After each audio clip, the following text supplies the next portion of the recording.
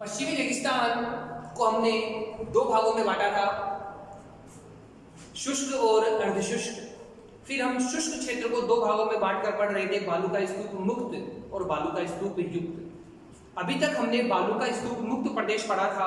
अब शुष्क क्षेत्र के दूसरे भाग की बात करते हैं, बालू का स्तूप मुक्त प्रदेश। नाम से पता चल रहा है बालू का स्तूप मुक्त, बालू के स्तूप नहीं है। तो देखिए इस प्रदेश में क्या दिखाई देता है, बालू रेत का विस्तार। बालू रेत तो आपको चारों ओर दिखाई देगी, एंटी सोल के साथ साथ पहाड़ी पथरीला क्षेत्र, आपको पहाड़ियां दिखाई देगी, कंकर पत्थर वाला पथरीला क्षेत्र दिखाई देगा। इसी क्षेत्र की खासियत है धरातल में अवसादी चट्टानों का जमाव।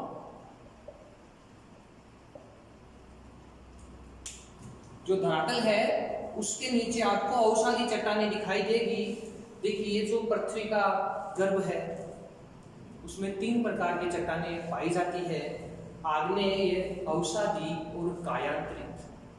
आग गर्म लावा के ठंडे होने से जो चट्टानें बनी उन्हें आग्नेय नाम दिया गया। आग्नेय चट्टानों के अपरदन से जिन चट्टानों का निर्माण हुआ उन्हें अवसादी दिया गया। आग्नेय और अवसादी दोनों से जो तीसरी चट्टान बनी उसे कायांतरित नाम दिया गया। तो यहाँ धरातल में अवसादी चट्टानों का जमाव पाया जाता है, विस्तार। बालू का स्तूप मुक्त प्रदेश पश्चिमी रेगिस्तान में कहाँ-कहाँ पाया जाता है, तो ये खास तौर से हमें दिखाई देगा जैसलमेर, बाड़मेर, जोधपुर, जालौर और पाली। देखिए पाली का कुछ भाग, सबसे ज्यादा ये विशेषताएं हमें देखने को मिलती है जैसलमेर, बाड़मेर और जालौर। चलिए बात कर लेते हैं बालू का स्तूप मुक्त प्रदेश की प्रमुख विशेषताओं। तो ये जो क्षेत्र है इसमें बालू रेत तो है मगर बालू के टीबे नहीं हैं, उनकी बजाय यहाँ हमें पहाड़ियां देखने को मिलेगी, पथरीला क्षेत्र देखने को मिलेगा और कठोर धरातल देखने को मिलेगा। तो सबसे पहले प्रमुख क्षेत्रों में हम बात करते हैं लाठी सीरीज की। ये लाठी सीरीज जैसलमेर में स्थित है। अंतरराष्ट्रीय जो बॉर्डर है जैसलमेर से लगा हुआ, अंतरराष्ट्रीय बॉर्डर है जैसलमेर से लगा हुआ। यहाँ भूगर्भ में अवसादी चट्टानों का जमाव है और इसी अवसादी चट्टान के जमाव के कारण जल इकट्ठा हो गया। लाठी सीरीज क्या है? तो लाठी सीरीज है भूगर्भीय जल पट्टी। लाठी सीरीज क्या है? भूगर्भीय जल पट्टी है। इस लाठी सीरीज के निर्माण का कारण क्या है? तो इसके निर्माण का कारण है अवसादी चट्टानों का जमाव।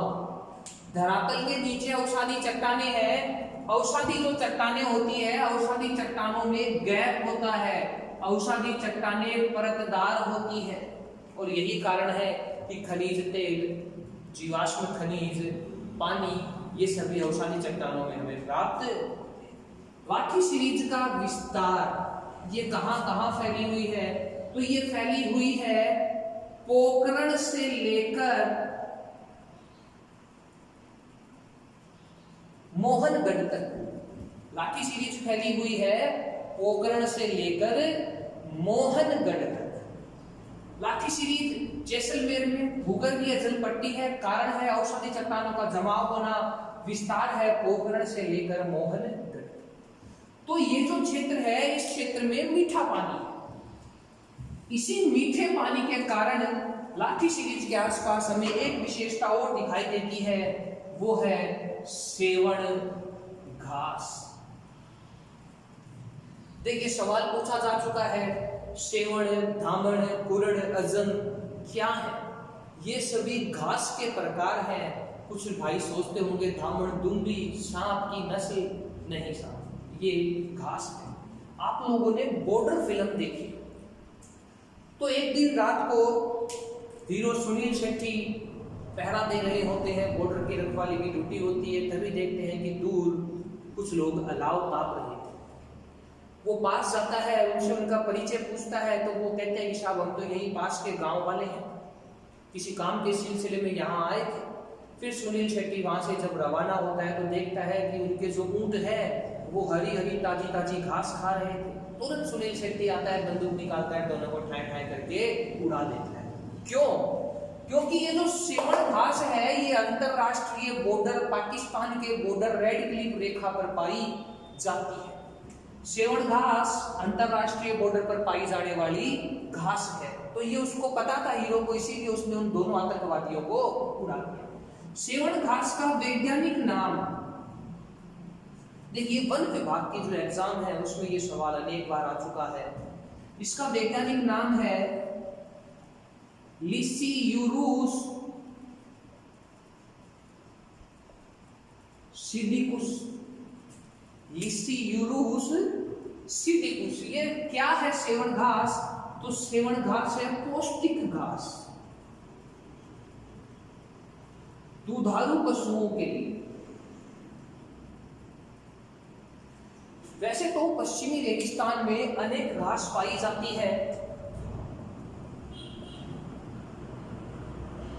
सेवण, धामण, कुरण, अजन, मगर इन सभी घासों में सबसे ज्यादा पौष्टिक, सबसे लंबी घास कौन सी है? ये है सेवण घास।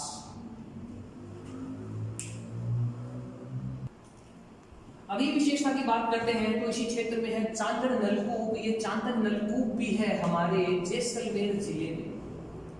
जैसलमेर जिले में चांदन गांव है, और उस चांदन गांव का जो नलकूप है, वहां के जो नलकूप है बोरिंग, सीधे शब्दों में कहूं तो उनसे मीठा पानी प्राप्त होता है। ये पेयजल स्रोत है, इनसे मीठा पानी मिलता है। नॉर्मली पश्चिमी रेगिस्तान में नलकूपों से जो पानी आता है वो खारा पानी आता है, क्योंकि टेथित सागर का अवशेष है, या तो वो पानी पीने लायक नहीं होता, उसमें केमिकल वगैरह होते हैं। तो चांदन नलकूप से हमें मिलता है मीठा पानी, पेयजल स्रोत। इसीलिए चांदन नलकूप को कहा गया है थार का घड़ा। याद रख लीजिएगा, थार का घड़ा किसे कहा जाता है? कहा जाता है चांदन नलकूप। अगली विशेषता की ओर बढ़ते हैं, बात करते हैं पोखरण क्षेत्र की, और ये पोखरण क्षेत्र भी है हमारे जैसलमेर में। पोखरण क्षेत्र राजस्थान या भारत में नहीं, ये संपूर्ण दुनिया में प्रसिद्ध है, पूरे विश्व में प्रसिद्ध है। ऐसा क्या है इसके साथ, इसका इतिहास क्या है कि ये विश्व प्रसिद्ध हो गया? तो देखिए, ये प्रसिद्ध हुआ था परमाणु बम परीक्षण के लिए।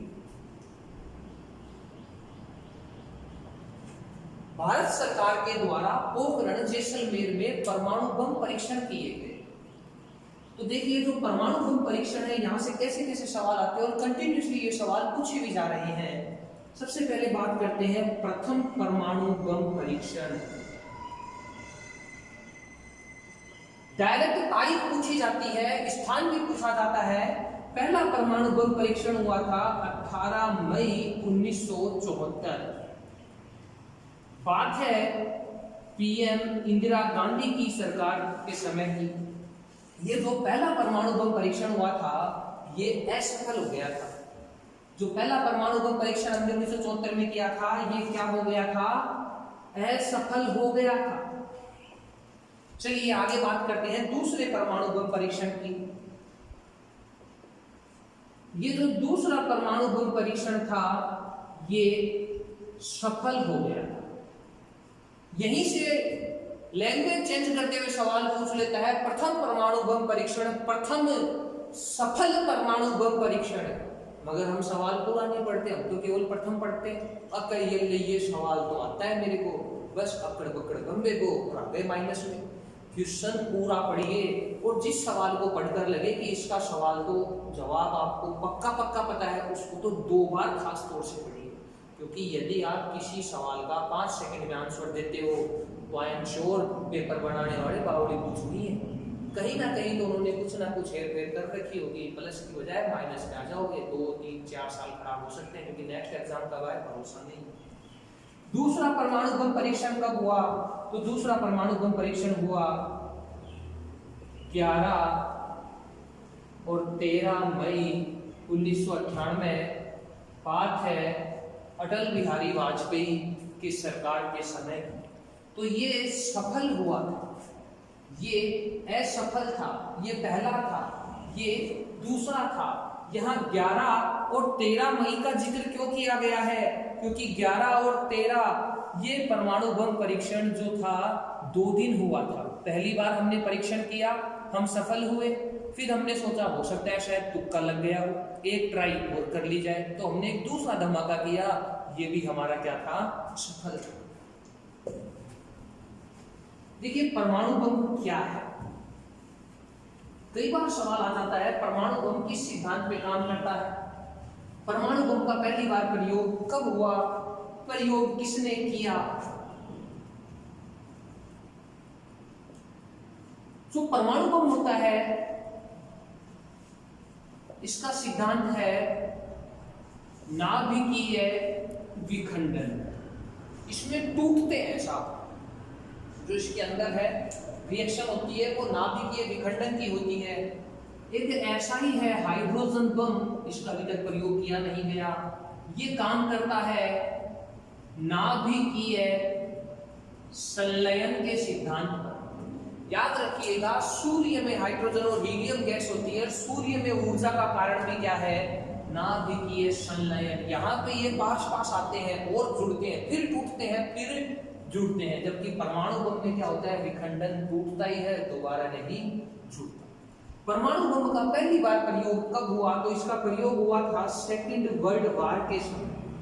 सेकेंड वर्ल्ड वार 1939 से 45 तक चला था। बात है 6 अगस्त 1945 और 9 अगस्त 1945। देखिए सेकेंड वर्ल्ड वार के समय जो जापान था ये चारों ओर हवाई हमले कर रहा। जापान ने शांत बैठे अमेरिका के नौसैनिक हवाई अड्डे पर्ल हार्बर पर बम गिरा दिए। अमेरिका जो इतने दिन शांत बैठा था उसका दिमाग खराब हुआ। अमेरिका ने भी साहब एक गाड़ी भेजी, वो जाता है हवाई जहाज 2 टक पकड़ के 2 बम जापान पे गिरा देता है। तो ये 6 अगस्त और 9 अगस्त को अमेरिका ने जापान पर 2 बम गिराए साहब। तो ये 2 बम 6 अगस्त को कहाँ गिरा? तो 6 अगस्त को गिरा हिरोशिमा पर, और 9 अगस्त को कहाँ गिरा? ये गिरा जापान के ही दूसरे शहर नागासाकी पर। देखिए हिरोशिमा पर जो बम गिरा था उसका नाम था लिटिल बॉय। साहब नाम ही छोटा है, धमाका बड़ा मोटा हुआ था। और 9 अगस्त को जो बम गिरा था उसका नाम था फैंटम। तो परमाणु बम का प्रयोग सबसे पहले किसने किया? इसका प्रयोग किया अमेरिका ने। परमाणु बम का प्रयोग सबसे पहले किस पर किया गया? तो परमाणु बम का प्रयोग सबसे पहले किया गया जापान। जापान पर परमाणु बम विस्फोट के समय अमेरिका के राष्ट्रपति कौन थे? उस समय अमेरिका के राष्ट्रपति थे हैरी ट्रूमैन। रट लीजिएगा, अमेरिकी राष्ट्रपति थे हैरी ट्रूमैन।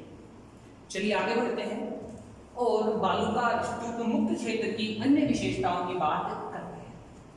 तो यही की एक विशेषता है 56 की पहाड़ी। ये 56 की पहाड़ियां बाड़मेर में दिखाई देती हैं। साहब ये बाड़मेर में कहां फैली हुई है? तो ये बाड़मेर में सिवाना से बालोतरा तक फैली हुई है। सिवाना से बालोतरा तक फैली पहाड़ियां किस नाम से जानी जाती है? 56 की पहाड़ियों के नाम से जानी जाती है। ऐसा ही एक कंफ्यूजन करने वाला सवाल है 56 का मैदान। तो ये छप्पन का मैदान कहाँ है? ये छप्पन का मैदान है बांसवाड़ा और प्रतापगढ़। राजस्थान के दक्षिण में स्थित जिला बांसवाड़ा और नवीन जिला प्रतापगढ़, दोनों में ही माही नदी का जो विस्तार है, प्रसार है, जहाँ माही नदी बहती है, वहाँ 56 गांव नाड़ों का जो समूह है उसे छप्पन का मैदान कहा जाता है। याद रख लीजिएगा, छप्पन का मैदान कहाँ है? बांसवाड़ा और प्रतापगढ़। और छप्पन की पहाड़ियाँ कहाँ हैं? ये है बालोतरा में, सिवाना में, जो एक्चुअल में है बाड़मेर। इन्हीं छप्पन की पहाड़ियों का उपनाम है ग्रेनाइट की पहाड़ियां। यहाँ ग्रेनाइट मिलता है। जो ग्रेनाइट की चट्टान है, ये ग्रेनाइट की चट्टान किसका उदाहरण है? तो ये उदाहरण है आग्नेय चट्टान। जो प्रथम चट्टान थी, आग्नेय चट्टान, जो गर्म लावा के ठंडा होने से जमी थी, उसे आग्नेय चट्टान कहते हैं। और आग्नेय चट्टान का एग्जाम्पल है ग्रेनाइट। देखा होगा आपने, जब नया नया मकान बनाया जाता है तो नई नई बिगड़ी की फरमाइश पर एक नया नया किचन तैयार होता है, और वो पहले कह देती है कि साहब किचन के अंदर गैस चूल्हा होगा और एक स्लेब, एक पट्टी लगी हुई होगी, बढ़िया मार्बल वाली, चिकनी चिकनी, काली काली, लाल लाल, हरी हरी। वो एक्चुअल में क्या है? वो एक्चुअल में ग्रेनाइट है। याद रखिएगा, क्या है वो? ग्रेनाइट है। तो छप्पन की पहाड़ियां बाड़मेर में है, इन्हें कहा जाता है ग्रेनाइट की पहाड़ियां। बट यहां तो सवाल ही बदल गया, ग्रेनाइट सिटी, सब ग्रेनाइट सिटी, छप्पन की पहाड़ियां, ग्रेनाइट की पहाड़ियां बाड़मेर मत कर देना, जबकि ग्रेनाइट सिटी कहा जाता है जालोर। ग्रेनाइट की पहाड़ियां हैं बाड़मेर में और ग्रेनाइट सिटी कहा जाता है जालोर। रेगिस्तान का जल महल, रेगिस्तान का जल महल कहा जाता है बाटाड़ू का कुआं, और ये बाटाड़ू का कुआं है बाड़मेर, रेगिस्तान का जल महल। ऐसा ही एक सवाल है, जल महलों की नगरी, ये है दीघ भरतपुर। जल महलों की नगरी कहा जाता है दीघ भरतपुर को, और रेगिस्तान का जल महल कहा जाता है बाटाड़ू का कुआं। आगे बढ़ते हैं, बात करते हैं मारवाड़ का लघु माउंट। ये मारवाड़ का लघु माउंट भी बाड़मेर में है। बाड़मेर में स्थान का नाम है पिपलूद। देखिए, अभी हमने पढ़ा था शिवाना की पहाड़ियां, ये है शिवाना की पहाड़ी, और इन शिवाना की पहाड़ियों में एक जगह है हल्देश्वर, और इस हल्देश्वर के मध्य है पिपलूद नामक क्षेत्र, पिपलूद की पहाड़ियां, जिसे कहा गया है मारवाड़ का लघु माउंट। पश्चिमी रेगिस्तान में सर्वाधिक वर्षा, पश्चिमी रेगिस्तान में सर्वाधिक वर्षा वाला स्थान है पिपलूद। राजस्थान में सर्वाधिक वर्षा वाला स्थान है माउंट आबू, इसीलिए नाम दिया गया है इसे लघु माउंट। पश्चिमी रेगिस्तान में सबसे ज्यादा वर्षा पिपलूद नामक स्थान पर होती है, जो कि शिवाना की पहाड़ियां, अभी हमने बात की थी 56 की पहाड़ियां, शिवाना की पहाड़ियां, उनके मध्य जगह है हल्देश्वर, और उसके मध्य में बसा हुआ है पिपलूद। ये जो हल्देश्वर नामक जगह है, यहीं पर बना हुआ है प्राचीन हल्देश्वर महादेव मंदिर। याद रखिएगा, हल्देश्वर महादेव मंदिर कहाँ है? हल्देश्वर महादेव मंदिर है बाड़मेर में। अगली विशेषता की बात करें तो यही बाड़मेर में हमें दिखाई देता है नाकोड़ा पर्वत। बाड़मेर में ही है नाकोड़ा पर्वत। ये नाकोड़ा पर्वत भी 56 की पहाड़ियों पर ही है। नाकोड़ा पर्वत कहाँ है? बाड़मेर में है। इसे प्राचीन नाम या उपनाम मेवा नगर के नाम से भी जानती है। जो नाकोड़ा पर्वत बाड़मेर में है, इसे जाना जाता है मेवा नगर के भी नाम से। यही नाकोड़ा पर्वत पर 23वें जैन तीर्थकर पार्श्वनाथ का मंदिर बना हुआ है। याद रखिएगा, जैन धर्म के 23वें तीर्थकर का क्या नाम है? पार्श्वनाथ। जैन धर्म में कुल 24 तीर्थकर हुए। सबसे पहले ऋषभदेव या आदिनाथ, दिलवाड़ा के जैन मंदिर पढ़ेंगे हम। और 24वें तीर्थकर है महावीर स्वामी। इसके बाद अगली विशेषता हमें देखने को मिलती है किराड़ू। किराड़ू भी है बाड़मेर। ये जो किराड़ू बाड़मेर में है, इसे कहा जाता है राजस्थान का खजुराहो। देखिए, जो खजुराहो है ये मध्य प्रदेश में स्थित है, जो कि अपने मंदिरों के लिए प्रसिद्ध है। ऐसे ही प्राचीन मंदिर, विशेषताओं वाले मंदिर बाड़मेर के किराड़ू नामक स्थान पर भी है, इसीलिए किराड़ू का नाम पड़ गया राजस्थान का खजुराहो। यही से बात करते हैं मिनी खजुराहो। ये है भड़देवरा पारा। तो किराड़ू बाड़मेर फेमस है यहाँ पर दक्षिणी भारतीय शैली में बने मंदिर। वैसे 11वीं शताब्दी ये परमाणु की राजधानी हुआ करती थी।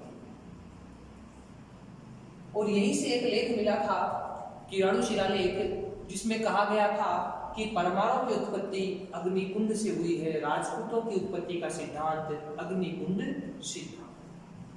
तो ये जो किराड़ू बाड़मेर के मंदिर हैं, इनमें कौन से विशेष मंदिर हैं?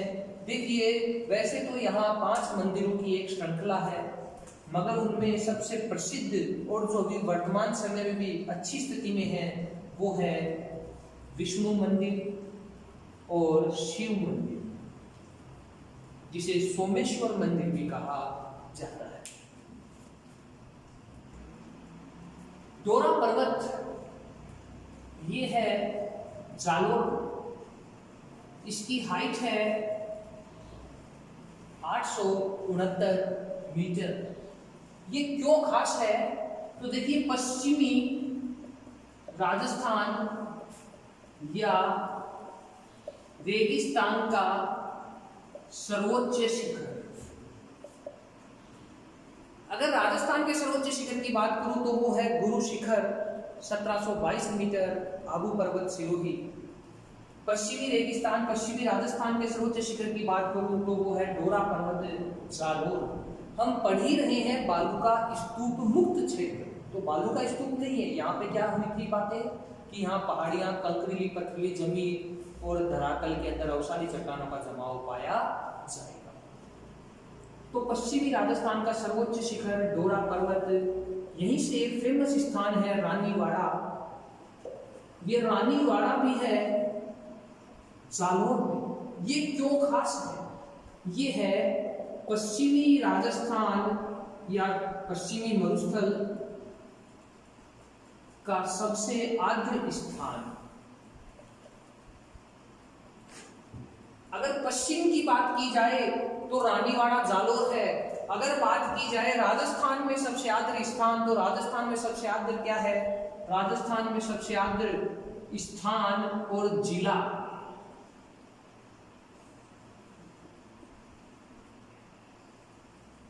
स्थान की बात होगी तो पश्चिमी राजस्थान का है रानीवाड़ा। राजस्थान में सबसे आर्द्र स्थान है आबू पर्वत, जिला है झालावाड़। याद रखिएगा, कहाँ का पूछ रहा है, लैंग्वेज क्या है, जिला पूछ रहा है या स्थान पूछ रहा है।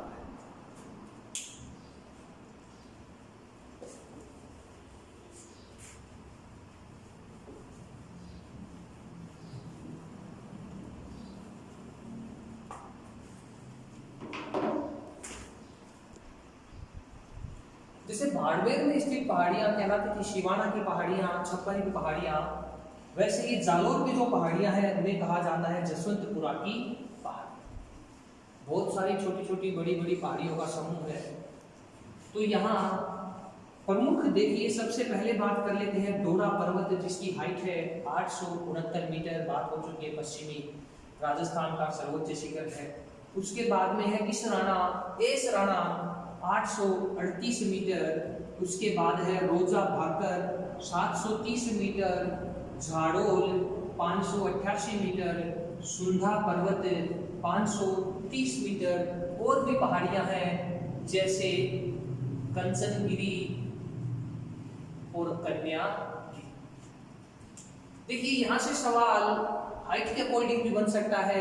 4 पहाड़ियां दे दी जाए, घटता क्रम बढ़ता क्रम पूछ लिया जाए, सर्वोच्च शिखर पूछ लिया जाए, या नाम देके पूछ लिया जाए, जैसा कि एलडीसी ने किया था, पटवार भी कर चुका है, नाम देके पूछ लिया कि ये पहाड़ियां कहाँ की है।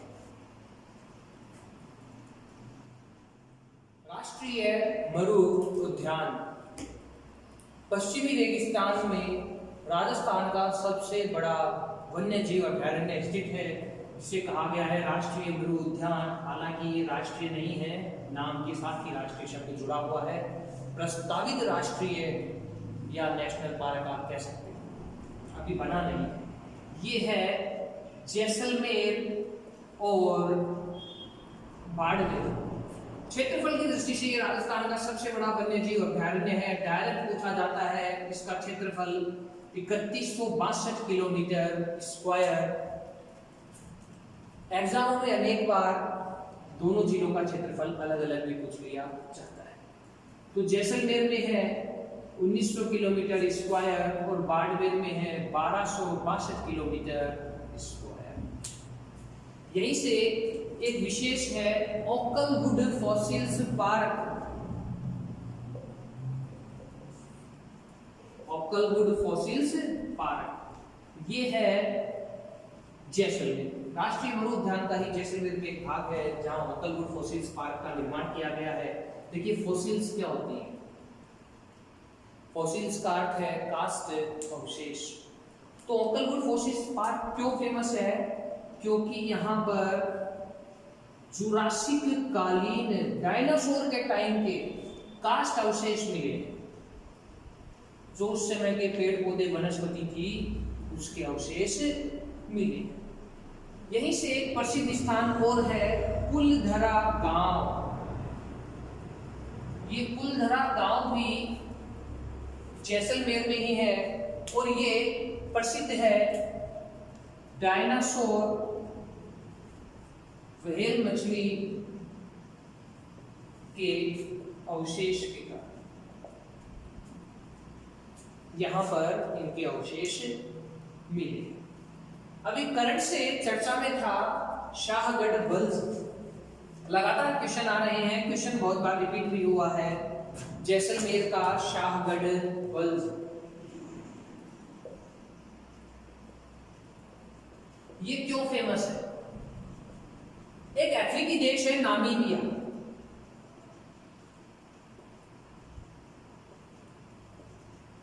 हमने बात की थी कि जैसा अफ्रीका में मरुस्थलीय क्षेत्र है वैसा ही थार का मरुस्थल है। दोनों की विशेषता एक जैसी है और थार का मरुस्थल द ग्रेट प्लेन्यू आर्कटिक अफ्रीकन मरुस्थल का ही भाग है। अगर आप लोगों ने डिस्कवरी चैनल देखा होगा तो देखा होगा बड़ी बड़ी घास में शेर चीते बैठे रहते हैं, शिकार करते हैं और मजे करते हैं।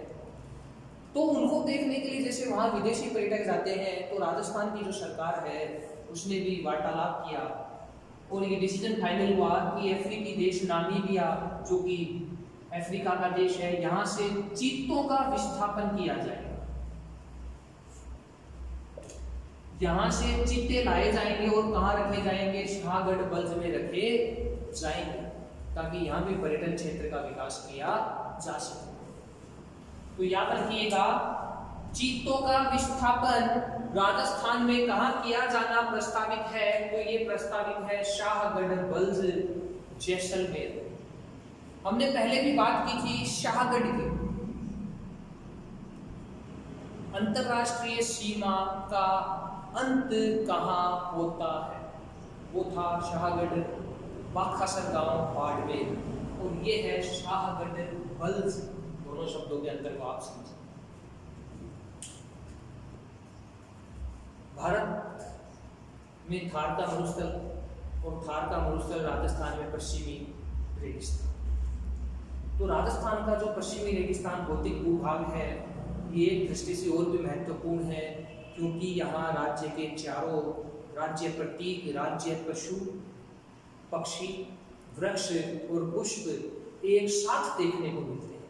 बाकी शेष 3 जो भौतिक भूभाग है उनमें ये एक साथ देखने को नहीं मिलते, कहीं पर 2 है, कहीं पर 3 है, मगर चारों के चारों एक साथ कहाँ देखने को मिलते हैं? पश्चिमी रेगिस्तान में। चलिए चर्चा करते हैं। सबसे पहले राज्य पुष्प। तो राजस्थान का राज्य पुष्प है रोहिड़ा। हमने पहले भी रोहिड़ा की चर्चा की थी जब हमने बात की थी गौरीशंकर ओझा। गौरीशंकर ओझा कहाँ के थे? रोहिड़ा ग्राम सिरोही। तो राज्य पुष्प है रोहिड़ा, और रोहिड़े का वैज्ञानिक नाम है टिकोमेला अंडुलेटा। याद रखिए टिको,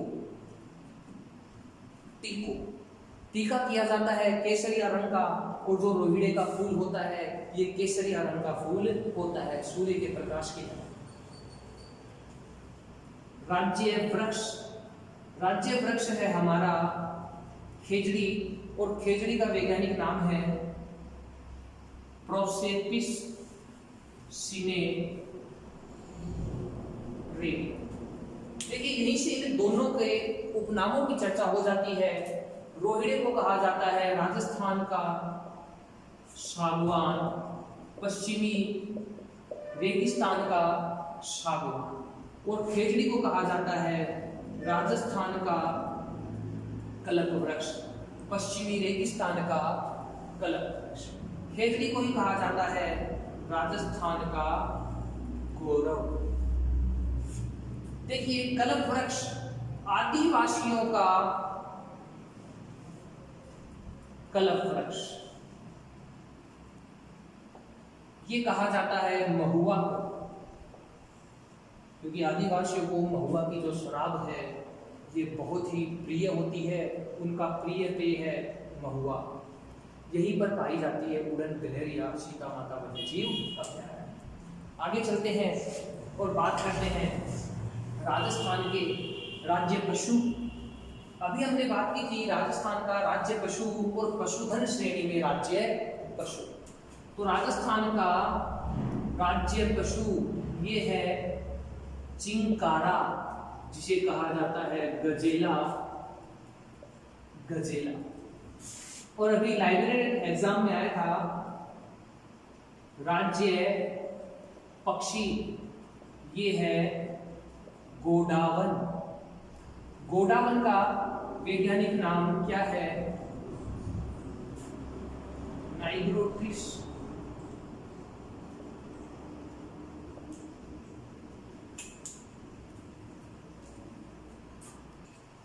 राज्य पशु, राज्य पशु चिंकारा, नाम सुना होगा आपने, चिंकारा कैंटीन, आर्मी कैंटीन। इसका वैज्ञानिक नाम है गजेला, गजेला। राज्य पक्षी, राज्य पक्षी है गोडावन।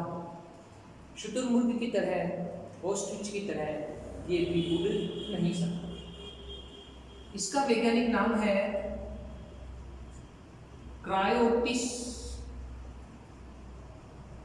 नाइग्रो। से वैज्ञानिक नाम आप जरूर याद कर लीजिए, बहुत बार पूछा जाता है। और गोडावन को ही कहा जाता है द ग्रेट इंडियन बस्टर्ड माल मोरनी सोन चिड़िया। गोडावन जो है इसका प्रजनन केंद्र ये जोधपुर जू में स्थापित किया गया है। देखिए गोडावन जो है ये पूरे राजस्थान में, एक तो पश्चिमी रेगिस्तान में पाया ही जाता है, पश्चिमी रेगिस्तान राष्ट्रीय मरु उद्यान। इसके अलावा ये कहाँ पाया जाता है? तो इसके अलावा ये पाया जाता है सोरसेन बारां और सांकलिया अजमेर दोनों ही नामों को याद कर लीजिएगा, बहुत बार यहाँ से सवाल बना है। अगली विशेषता जो है पश्चिमी रेगिस्तान के बालूका स्तूप मुक्त प्रदेश की, तो वो है चौहटन गांव, ये है बाड़मेर। ये क्यों खास है? ये खास है अपने गोंद के लिए, और यही है पीवड़ा सांप। देखिए एक छोटा जहरीला सांप होता है, वैसे तो ये पूरे पश्चिमी रेगिस्तान में मिलेगा, मगर सर्वाधिक जो है ये मिलता है बाड़मेर, जैसलमेर में। ये श्वास के साथ जहर छोड़ता है। जो हमारे बीएसएफ है, बॉर्डर सिक्योरिटी फोर्स, उसका काल कहा जाता है पीवड़ा सांप। क्यों? क्योंकि जो अंतरराष्ट्रीय सीमा रेखा है उसकी सुरक्षा की जिम्मेदारी बीएसएफ को दी गई है, तो वहाँ ये अपनी छावनियाँ, अपने तंबू वगैरह लगाकर रहते हैं। रात्रि के समय ये सोते हैं, पीवड़ा सांप आता है, श्वास के साथ अपना जहर छोड़ देता है और इनकी मौत हो जाती है। अखबार में भी हम पढ़ते रहते हैं बीएसएफ के 1 जवान मरा, बीएसएफ के 2 जवान मरे। तो देखिए पीवड़ा सांप। चलिए बात करते हैं बीएसएफ की। बहुत बार सवाल आता है बीएसएफ की full form border security force, सीमा सुरक्षा बल। बीएसएफ का गठन 1 दिसंबर 1965, हमने पढ़ा था 1965 में हुई थी भारत पाक लड़ाई, और 1965 में थार एक्सप्रेस जो पहले चलती थी उसको बंद कर दिया गया था। बीएसएफ का मुख्यालय है नई दिल्ली में। राजस्थान में अगर बात करें तो इसका मुख्यालय है बीकानेर। बीएसएफ करती क्या है? जो भारत की अंतरराष्ट्रीय सीमा है, भारत की दूसरे देशों से लगने वाली जो सीमा है, ये इसकी सुरक्षा करती है। देखिए जो भारत की स्तरीय सीमा है, पाकिस्तान, अफगानिस्तान, चीन, नेपाल, भूटान, म्यांमार और बांग्लादेश, ये जो सीमा है इस पर सुरक्षा का काम होता है बीएसएफ का। और जब युद्ध होता है तो बीएसएफ पीछे आ जाता है और लड़ाई लड़ने के लिए जाती है इंडियन